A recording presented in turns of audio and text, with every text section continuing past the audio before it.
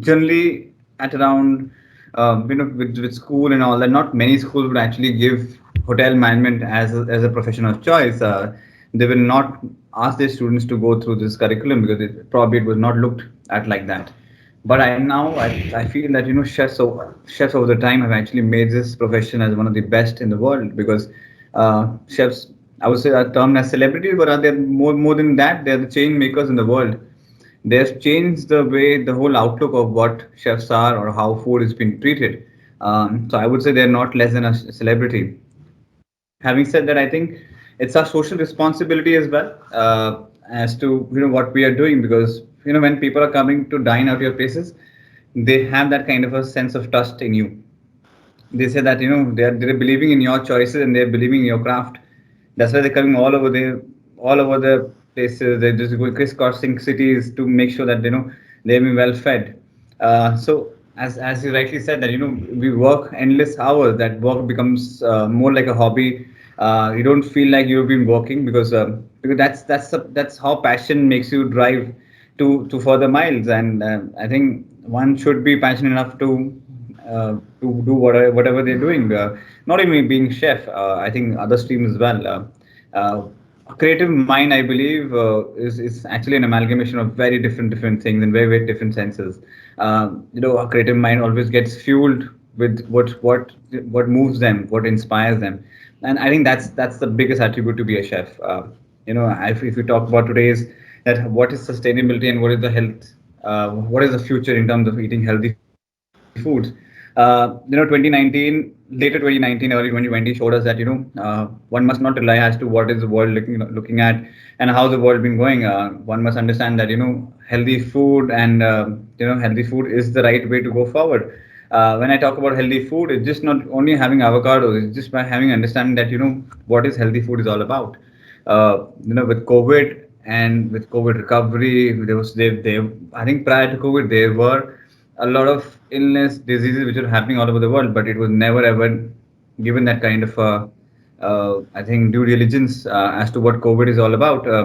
But this is an eye opener for not only for people who are having food, but only also for people who are actually making food, because eventually you understand that what food is like medicine. Food could be, if food been taken in the right quantity, if dishes are made with the right aesthetics, with the right recipes and all that, I think it is as good as eating medicine, because that's how your body gets nourishment. When you talk about sustainability as well, I think one must get a clarity as to what is sustainability. There is sustainability which is going around all over the world. We've seen chefs, we've seen restaurants being made around that. But if one asks what is sustainability all about, we should get into depths of it. That what are we looking at? What is sustainability? See, I personally believe I might make a statement which probably has not been liked by many, but if you're talking about sustainability and if you're just rehydrating your peels in a 50,000 rupees worth a rehydrator, that is not sustainability. Sustainability comes with a thought. It is a process wherein you understand what is an ingredient and how you can do it, and you use the natural resources, and that's what is sustainability. Unfortunately, not many are understanding the whole concept of sustainability, but we've been seeing that the whole change of mindset, the whole change of thought process is an initial stage as to what sustainability is all about, what zero waste is all about. And I've been seeing, and we also are practicing some things like wastage controls after using our peels and all that.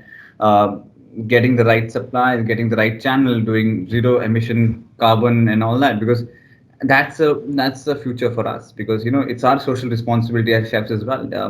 Because as to what is happening all over the world, one must understand that food is not unlimited. We have further future generation to look after too. And if you think that food wastage and not using food to its optimum, I think it's not been using aesthetically, it's not been executed properly, it's not been used with its fullest use. I don't think there's a point of actually being and making the vegetables.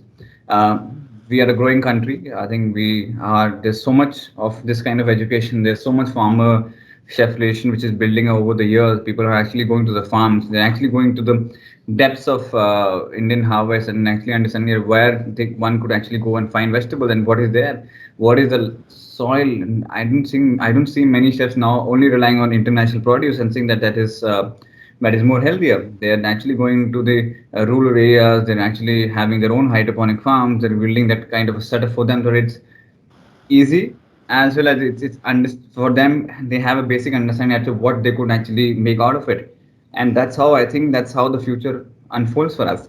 uh, as I said, it's a social responsibility, and I think I hope Chef Jason also agrees with me that we as chefs, we are the change makers, and we can actually build that kind of environment for our own future, so that at least we don't have to live with something which we can't have. True.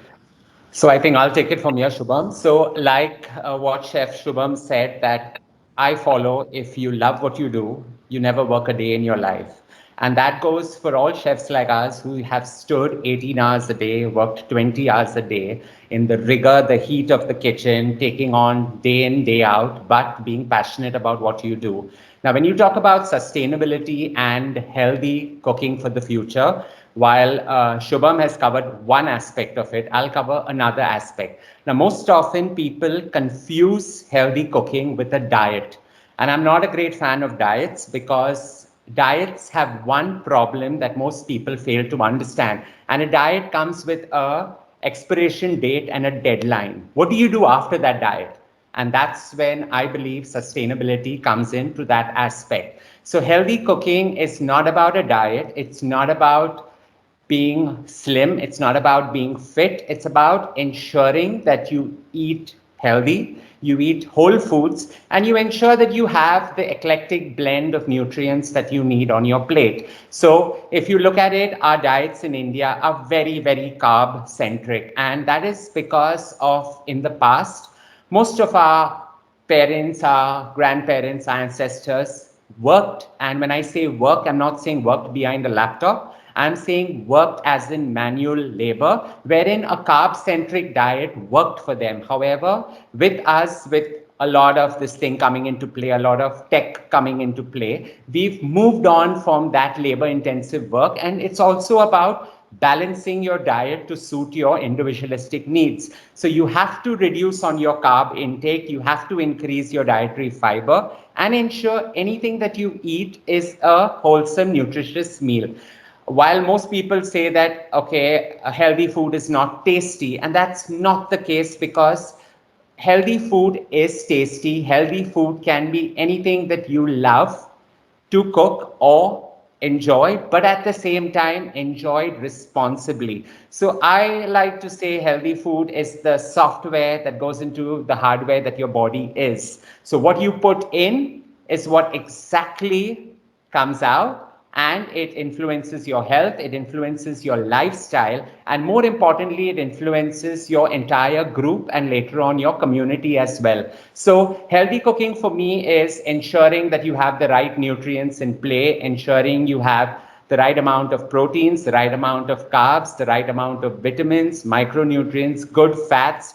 Try eating a lot of whole foods and ensure that everything is well balanced, nourished, and everything in proportion is perfectly okay and fine. So the thing is, when people say that, okay, that means I can't have French fries, I can't have KFC chicken, I say it is okay to binge, but binge with responsibility, binge with principles, and always remember, binge only after you've achieved a milestone. So, like after 10 days, have a treat, but it's required for your mental health, because if you don't binge, you're always depressed and then you don't like healthy food. Because actually, people are totally confused with the concept of healthy cooking, because if you look at it, our mothers, our grandmothers did do a lot of healthy cooking. And what really happened was we responsibly ate at home. Actually, we had no option. We had to eat at home. And in today's day and age, where there's a lot of spending power, there is more time put into work and less time into the overall appeal of the family and balance. People tend to eat out more often and eat at fast food joints, which don't really have the responsibility level that is required to ensure that you eat healthy. So these are certain aspects that you have to follow into play, because it's just about activating something that our parents and grandparents did for generations and we just forgot it along the way. It's about eating at home, eating responsibly, ensuring that you eat right, ensuring that you nourish yourself, ensuring that you eat the right kind of micronutrients, you ensure that you follow certain principles. We as a human bunch are very oriented with principles, very oriented with discipline, but somehow we lack putting that into our food.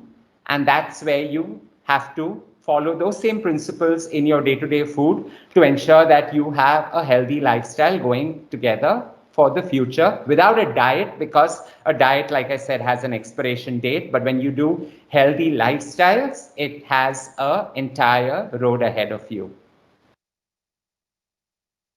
Yes, sir. Thank you, Chef. Now we have some questions that we wanted to ask. So I would like to hand it over to Drisha. Yes, thank you, Priya. So, I just wanted to ask, my first question is directed to Chef Shubham. That Chef Shubham, you've been in the industry for a long time, and the amount of things that you've achieved over the past years is pretty amazing. But there was one snippet we saw on Instagram, which was you minimizing global food wastage. And there was one recipe of yours, which was the eggplant miso. If you could Yeah. talk about it, and if you could talk about how you thought of the concept, and do you have something in mind for more such ideas, just in case? We would love to hear about that, because when I saw that, we were really fascinated. A dish which has zero wastage, who wouldn't love that, right? So, You know, firstly, I've been around, but I'm not that old. Let's not clarify that. But having said that, see, it's as I said, it's a conscious choice. It's a conscious decision as to how you can, portray a dish or portray a thought. More than that dish, it's the thought process that matters first, because the initiating, the seeding, the sapling of a dish comes with the thought process. At times we are in that lieu of just making new menus and new dishes, but we do forget the real essence is the this thought process behind a dish. You would do a menu which probably has different influences, but eventually we're not putting that right thought, because when you put the right thought, the story, the nuances of finer cuisine and everything comes into play. The dish which we did, the eggplant miso. So eggplant is indigenous. It's from India. It's been grown all different parts of the world. In India, eggplant, you will have different varieties up in north, down in south. There's very different varieties of it, which to my knowledge, Japanese also love. And so the whole idea was, how could you bridge that thought?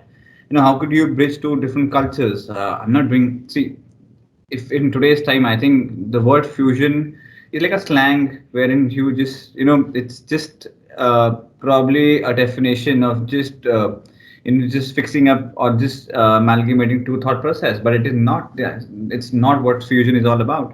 Uh, you know, Today's time we're looking forward to just bridging two cultures, because now chefs are moving more ingredient centric. Yes, there are nuances of the cuisine. You are in that diaspora, and but you would like to have your ingredient speak about its own self. How an ingredient can make a cultural bridge, and how could you portray that dish into zero wastage. The whole idea was to know how who could take just one simple eggplant and just curate a dish just by using that. And if I tell you the elements which are there in the dish, that it had only eggplant on, so we just cooked out the eggplant. Whatever the core eggplant was mixed with a bit of onions, made into a puree, and whatever the left of the other eggplant, we cut it in dices. So we use different textures, and whenever we tell that dish, whenever we give that dish to our guests and all, they love the whole idea behind it, because it was from a thought process. If I'm just putting a dish and not telling you what the dish is all about, not defining the whole dish, I think the whole magic behind the whole effort behind the dish literally dilutes. But the whole when we made that dish, and it was not only my effort. I think it was all brainstorming with the team, and the team came together with that forefront idea of how would you give back to the farmers. it's very unfortunate, probably because of the fact that many cuisines in India are misconceived, and they have a preconceived notion that this is very different. As Jason was telling, that in about how food could enhance, and how right balance of food could actually is actually the best way forward, because the cuisine I work in. Uh, Japanese people, I would say, are the most healthiest, and they're the ones who live the longest. And I have to compare a Japanese one person's diet, it is as good as two average Indians.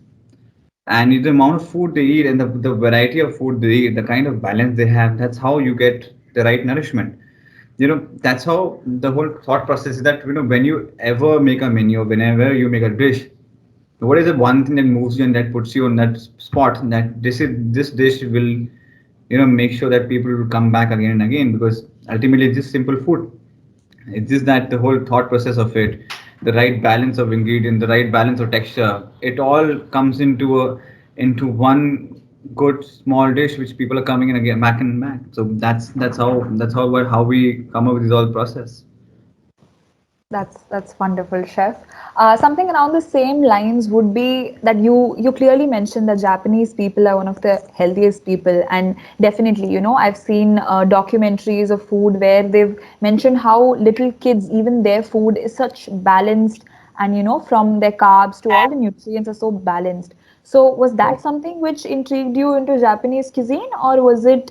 How did you come into this? How did you reach that? Okay, I wanted to be like a chef at the Mego, the only Mego in India, and this is where I have to, kind of make my mark. Was it that, or was it something else?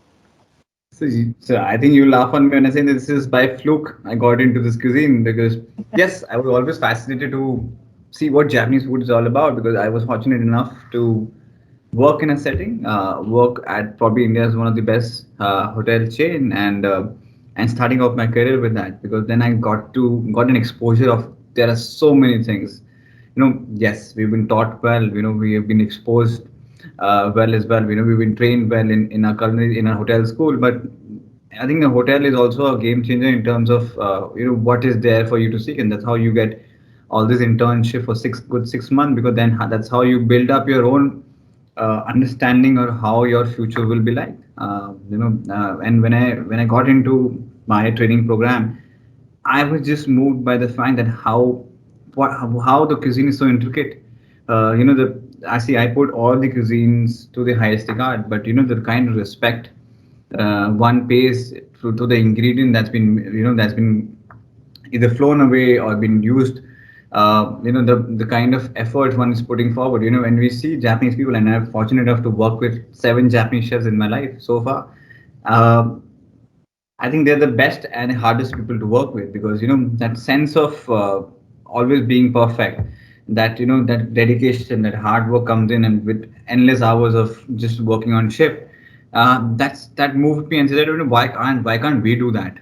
And the little nuances, the little thing which were actually coming into when you start to get understand what the cuisine is all about.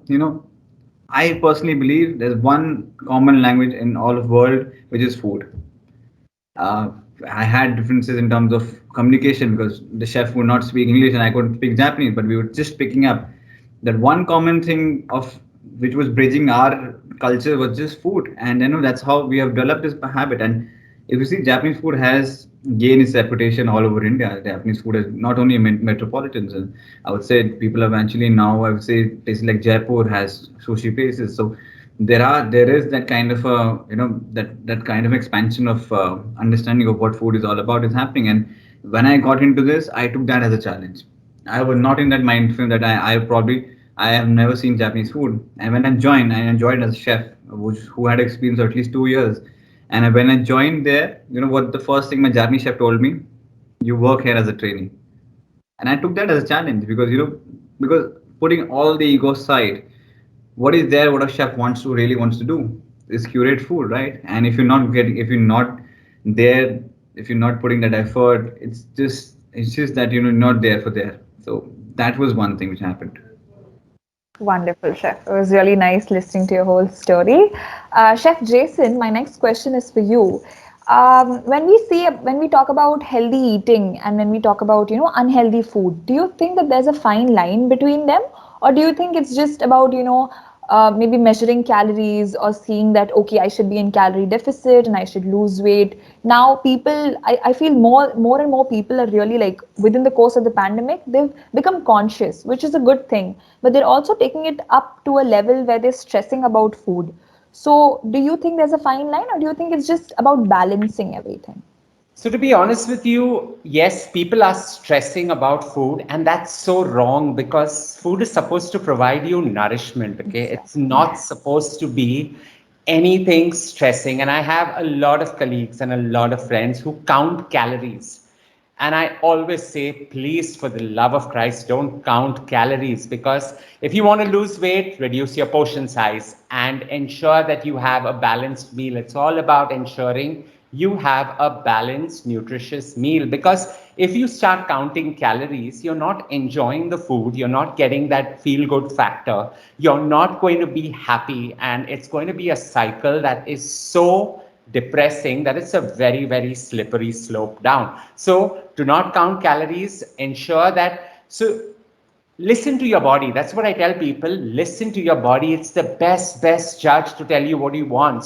And even if you eat something, you will know the next day whether it is working for you or it is not working for you, because you will either get acidity or something. So always listen to your body and do not count calories, because I'll tell you, in 2008, I was 102 kgs.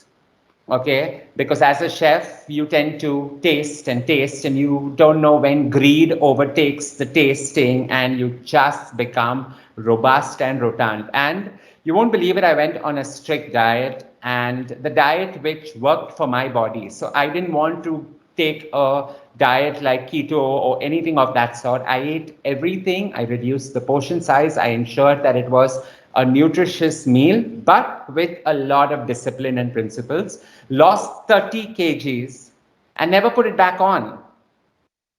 Never put it back on. In fact, that's what I tell people. And I've never counted calories, and I still don't count calories. I just ensure that I eat right. I eat a very fiber rich meal. I ensure that I have a protein rich meal. And that's what I've been following all through my life. That's right, exactly. Because I'll So add healthy to that. cooking for me has been a very personal goal, because I've been on the other side of the block, and I've been on this side, and I've been on this side for the last 12, 13 years. And it has never ever affected me, even with working in a kitchen. It used to be, in fact, Shubham would understand, when you're tasting, I used to literally take the spoon, dip it in, put it on my tongue, and rinse my mouth so that I do not get tempted to start splurging. Yeah. So these are certain principles if you adopt, because at the end of the day, you eat what you want, but at the same time, just ensure that you have a holistic meal. And technically, although chefs love cooking and cook, we put so much of passion into our food and into taking care of our guests and customers that we tend to neglect ourselves. So right. our lunch times are never constant. Our lunch times are always in the walk-in at the end. Our dinners are non-existent, and sometimes our dinners are a bunch of French fries with whatever's left over in the kitchen. So that's about getting all that off and just ensuring that you follow the principles that you deliver. Because if you yourself don't follow it, how are you going to deliver it and be happy when you deliver it? Exactly. Absolutely, yeah. And so whenever ever since the lockdown happened, so I also have lost 17 kilos, and just a lifestyle change. So I think I will take 100% of this, because when your body calls and say that you're not of that age, and you're not eating right, you're not healthy inside, and you get to know of it. And just a simple lifestyle change does a lot different. I didn't do any, I didn't do a diet as such. I didn't calculate the food I did, but I just ate home cooked food. That's it. And what satiates a chef is that after hours of working, just a good bowl of dal and rice, that's the best. Because we've been tasting ever since you've been in this field. You've been tasting all the time, and what one craves for is that good home cooked meal. Yeah. And that's the right I think that's how what chef's life is all about. Like we would cook and we had everything to eat around, but we just want to have home cooked food later in the evening because that's that's comfort food. That hits your soul saying, okay, now you relax. Now you come back to a different zone because you're not Right. chef at a hotel now. You're at home. Right, right, exactly. Because it's very saddening to see people stress about food. Food is supposed to be enjoyed, and as chef said, In fact, food is I have all through my career had people who have counseled and told them, please don't count calories. Now, if you're having a meal, you're literally putting it, and now with the onset of technology, you have people who can put it on an app and get the calories. And I'm like, come on, it's tech. It's really not the right kind of calories being documented. And it is so stressful because you are having 1 tablespoon of something that you love because of the calorie, and you don't even know if that's the right kind of calorie because you don't know the amount of walking you've done, how many steps you've taken. You don't know. You're not willing to listen to the natural body telling you, but you're willing to listen to an app and give you details, and that is something so wrong. And I am not I don't believe at all in counting calories.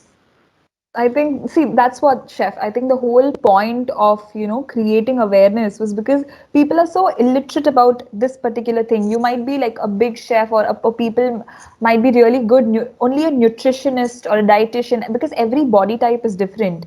And just as you said, every plan doesn't work for the same person. It works for different people, different things. Some might be allergic to something, some might not be. So, yeah. And another question that I had was, a lot of people these days say organic milk is good or organic rice is good. This whole no pesticide kind of system. So, what do you have to say about that? I feel the older generations, they never had organic food or anything. So, No, so how the do you older generation did have organic food because all the pesticides were all very local and very herby in nature. So I'm telling you, we are actually completing a circle and going back over there. So while yes, organic is, in fact, to be honest with you, more so than the West, India still has certain kind of less pesticides compared to abroad because our farmers still go organic, still go local. Because again, like I said earlier, what you put into your body is the software to your hardware. So the cleaner you eat, the healthier your lifestyle. Wonderful, chef. That's I think how the most simple that it can go. We have Mehek and Ronit. They have a few questions to ask. So Mehek or Ronit, if you could like unmute and ask the question. Uh, Good evening, Chef. Good This evening. question goes out to both of you. What advice would you give to the young people who are just starting out in the food industry? Should I or shall would you? I think you should start because I may just scare All them. are, we all are young at heart, firstly, but you know, see, what advice probably I'll give to my own younger self when I was of your age. I would say that when we were also going through the similar circumstances, and very unfortunate that this pandemic had happened, and that has derailed a lot of things for many people. But I think one should never lose heart in saying that what is that you always wanted to be. What is that one thing or that always moved you and say that I want to be on this path, regardless of the hurdles that are there in the path, because there will be. Sooner or later you'll face that. But there's a very good saying that bad things don't last longer. It's just that the goods are about to come, and that's how you get to see life. That's how you perceive life, and that's how you take on your hurdles. Because the only problem with us, and in such a wide country, is that there's so much there's so much potential. Unfortunately, that potential is not being uh, received well. It's not shining of that stature that probably it would be. If I have to talk about places like Europe, and places like a smaller country like Denmark who done such phenomenal, which is the food. Japan, there are so many restaurants doing so good. And if I talk about the aesthetic, if I talk about the work culture in Japan, in places like Japan or Copenhagen and all these places, you see a chef really works hard to strive what they always dreamt of being. And that's what we're looking forward, right? That's how, because this industry at times is that, it's not as rewarding at you would feel that, you've been trying out every day in, day out, but you're not getting the right what you probably are looking forward to. But I would like to add that, that never get disheartened by the fact that nothing's coming up. Because eventually there will be time that you have an opportunity to show yourself, and then that's how you pave your own way. Because there are, so the industry in which we work also is probably not handsomely paying you as other industry would be. And there will be circumstances that we will think that why I've made this decision. But if you find your purpose in saying that, I want to do this, and this is the way of my life, I don't think so this will ever be a problem for you. So always give this advice to your own self that, you should not compete with others. Don't compete with what the others are doing. Always compete with your own self, that have you done enough for your own self. And if things are not going right, don't stress upon it. That's how I believe, because one day or the other it will come back, and you will be a better person. If things are not going well in your own direction, that doesn't mean that you start misleading your own self. Stay calm, don't be over competitive. It's just that do what your heart says, and just follow the right path what you always wanted to do. And that's all I could say. Okay, the advice that I would give you all is the very fact you wanted to be a chef is because you have the passion, you love food, and you love cooking, right? So, firstly, you need to be a sponge that can absorb and absorb and absorb. Have the thirst for knowledge and cultivate that as you grow. You will have a lot of mentors in the industry. Pick the best attributes from them. Don't go to the bad, because you will have your own bads. Pick the best attributes that you can from them and move on, learn, absorb, and become the best that you can be. Like how Shubham said, compete with yourself, be a much better version of what you were yesterday. Learn, and also there are times that you have to unlearn. And when I say unlearn, it is that if you've learned something, and with the way the country is moving and the way food is evolving after the pandemic, you'll have to unlearn certain things and grow back, grow strong, and grow to be the best version of yourself. Thank you, Chef Jason and Chef Shubham. That was really kind of that was when you said we had to be a sponge. I was like, okay, where is the limit for the sponge? But then you said we also need to unlearn, so that does make sense. I'm requesting all the participants, if they have any questions, they can either put it in the chat box or raise their hand. And if that's not the case, then I think we'll wait for 10 seconds. Oh, there's Mehak who has a question. Mehak, do you have a question? Yeah, am I audible? Yes, you're audible. Yeah. Good evening, Chef Shubham and Chef Jason. Hi, good evening. I had a question from you, Chef Jason. Not exactly a question, but as I know, you've been to LCB, London, right? You've done Right. your education, so I will be most probably joining the same after I'm done with my course. So just wanted to know how was your experience overall there, like the learnings and everything. So I passed out from Le Cordon Bleu London in 2008, and I had already. So I'll tell you, I became an exi chef at a very young age. I was one of the youngest exi chefs with the Taj, and at 25, I said, "Now what? I'm not a chef." So I basically am a very hustle bustle person. I can't sit in one place, and I was most certain not interested in sitting behind a desk. So that's when I took a break. I went to London. I studied at Le Cordon Bleu, and I did the Grand Diplôme, but I did it in 9 months because I had IHM plus I had TMTP plus I had work experience with the Taj, and that's when I did Le Cordon Bleu. And how do I put it? I would tell you that what you've learned is a good foundation to take it to the next level. My final semester, that was the finishing and superficial semester, was actually flavors, scents. It's something that we understand, but putting words to it was what actually defined us. And like I said earlier, learn, understand it, try to understand the course, understand the teaching and experiment a lot, because that's the only way you will be able to come out with flying colors from LCD. Yeah, thank you, chef. Well, if any other participant has any question, please feel free to put it in the chat box. Um,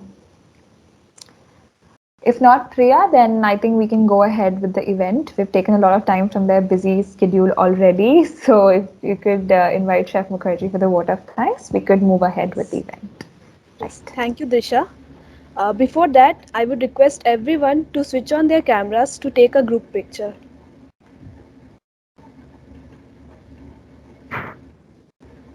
Participants, please.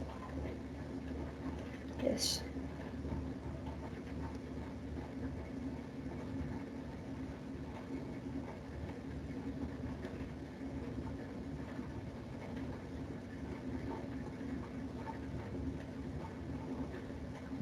One Chef, second. you're in your car. That's Chef a Mukherjee. bit. Right. I can see it now. Yes. Yes. Wow. I've taken the screenshot. Thank you so much. There's a chat box. Just a Hi, second. Shubham. Yeah, Hi, sir. How are you? yeah. I'm good. I was driving and listening to the show, the wonderful show that both the chefs you have put up. So yeah, Thank yes, Drisha, yes, you are telling something. Yeah. Yes, chef. I was just saying that Sarthak has put in the chat box that he has a question that he needs to Sure. Go ask ahead. the Go chef. ahead. Go ahead. Go ahead. Yes, Go ahead. yes, if it's all right. Sarthak, you're free to unmute and ask the question. Please go ahead. Chef, like we have a lot of myths about soy products, and you being the culinary of Cure.fit, you must have tackled and faced such situations that clients must have complained about soy and its consumption. Reading various articles about it, they have various contradictory statements about it. Like some people say that excessive consumption, like 100 grams in a day of soy protein, is really, really bad, and some say it's good as well. Not soy protein, basically soy chunks, which is approximately 50 grams of protein. And Japanese tend to eat soy a lot more than Indians. So like, how can we bust that myth? So I'm sure this question is for me, right?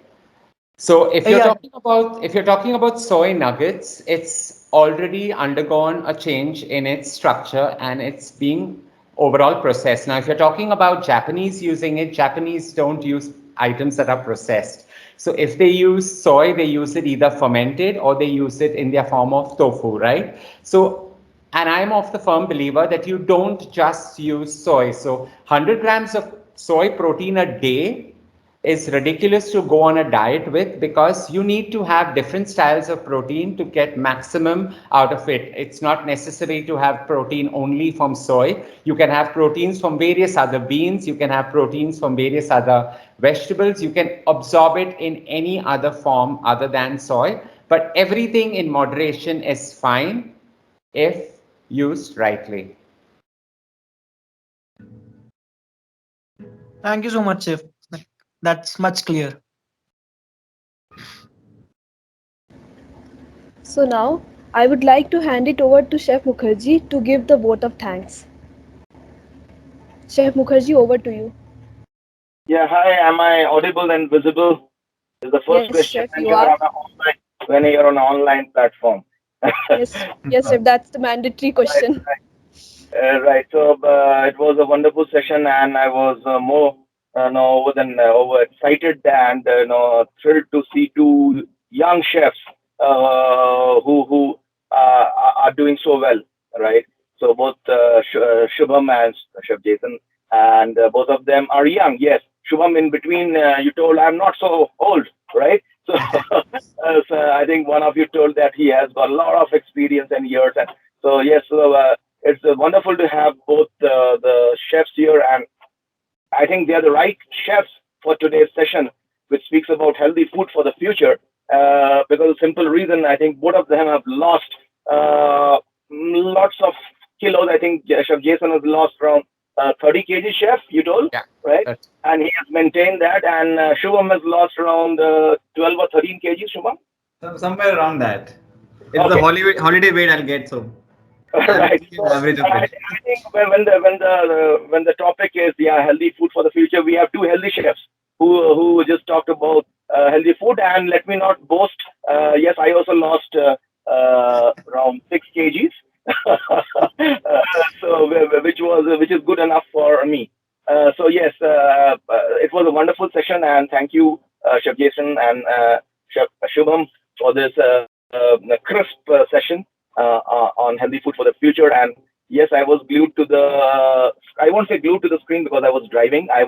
My ears were no on the speaker. So it was a very crisp and informative session, which normally we don't get such sessions from chefs who talk about in depth into healthy food. And I'm sure everybody would have benefited from this. And please take back whatever info about the chefs have given to all. I'm telling to all the students, all the faculty, and yes, it was International Chef Day yesterday, and we are still celebrating. And once again, I would thank both the chefs, Jason and Chef Shubham, and of course, wonderful job done by the Gourmet Marshal Club. Yeah, hats off. I think Mehak is the Mehak. You are the what are you? You are the head of the club. Yeah, She's the Mehak. head of the club. Yes, yes, chef. Right, she's heading the club, and great to have a lady chef heading the Gourmet Marshals in Bangalore. So she's done a wonderful job. Absolutely. I think ever since we were in college, we were always about to, have this kind of interactive club where we can actually, we all can meet and just brainstorm on different ideas as to how. My wife is calling me. And it's such a great initiative. I think because there's such pool of talent eventually, which is potential comes into, and you are the future of the industry, and and that's how when people look up to you, I'm sure they'll get motivated and inspired by the fact that you've done so great with this kind of initiative. Because as I said before also, food is like a cultural bridge, and with food you can do wonders with that. So that's quite a great initiative. And to be honest with you, we never had all this in Absolutely, college, yeah, yeah, right? yeah.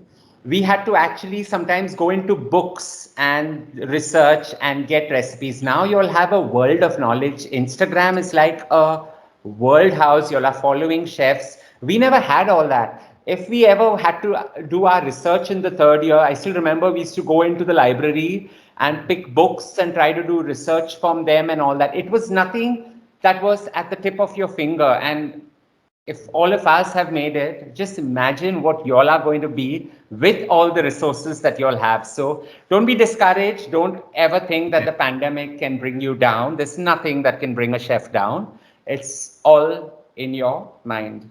Yeah. Yes. And one thing moving forward is that always make sure that your food is tasty. That's it. That all matters. That's all Yeah, matters. cook with your heart. Always cook with your heart. At the end, that only matters. That's the only thing that matters. Matters. The way to the heart is through the belly. So Yes. Yes, sir. So, on a positive note, thank you, Chef Mukherjee. I would Thank you. again like to thank Chef Shubham and Chef Jason for taking out their time from their busy schedule. We look forward to organize more such events with you in the future, hopefully in the college itself, like the online event.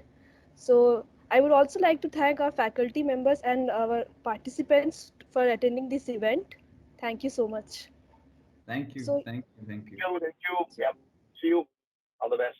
Regards, warm regards to everyone. Thank you so much. Thank you. Thank you thank so you, much Chef. for having me. Thank Thank you. you. Thank you.